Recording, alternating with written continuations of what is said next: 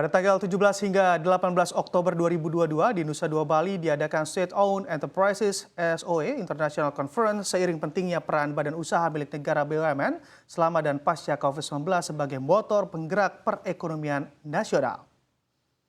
Acara ini digelar dalam rangka G20 dan bertujuan untuk saling berbagi pengalaman dalam mengelola BUMN. Konferensi internasional BUMN ini akan mengusung tema Driving Sustainable and Inclusive Growth. Di dalam acara ini akan dibicarakan beberapa inisiatif dan komitmen BUMN di bidang Environmental, Social, and Governance atau ESG.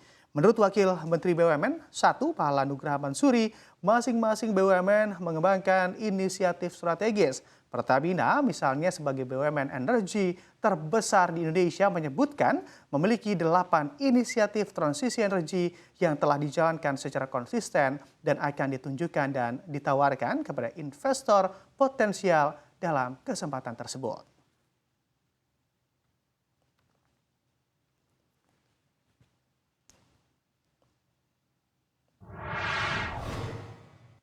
Dan untuk memantau bagaimana persiapan menjelang acara State Owned Enterprise International Conference di Bali yang merupakan bagian dari rangkaian acara G20, kami telah tersambung langsung dengan jurnalis CNBC Indonesia Mira Rahmalia dan juru kamera Adi Andono. Ya, Mira, bagaimana situasi terkini jelang pembukaan acara State Owned Enterprises International Conference di Nusa Dua Bali?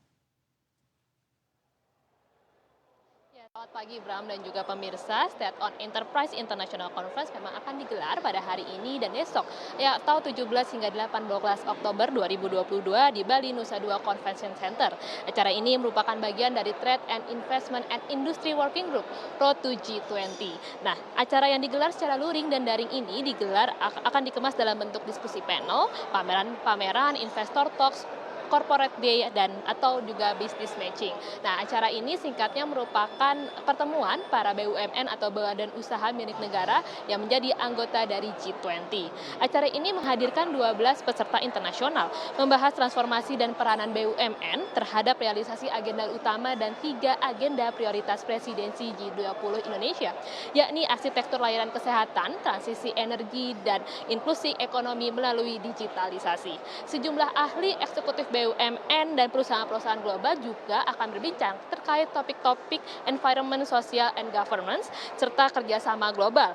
Mengutip keterangan dari Menteri BUMN Erick Thohir dalam keterangan persnya, mengungkapkan bahwa ajang ini merupakan momentum yang tepat untuk menunjukkan transformasi, peranan, dan potensi BUMN, khususnya yang berskala besar dan berkontribusi bagi agenda pemulihan global.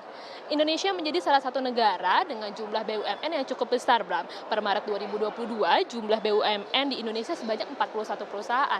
Dan jumlah ini juga sudah menurun jauh dari tahun 2016, yakni sebanyak 77 perusahaan BUMN telah ditutup. Hal ini merupakan salah satu program Kementerian BUMN untuk restrukturisasi dan transformasi bisnis BUMN sehingga dapat bersaing di kancah global. Saat ini terdapat 13 klaster BUMN, terdiri dari jasa keuangan, energi, infrastruktur, asuransi, telekom, pariwisata pendukung, mineral dan batu bara, logistik, pupuk dan pangan, perkebunan, manufaktur dan pertahanan, kesehatan dan dana reksa.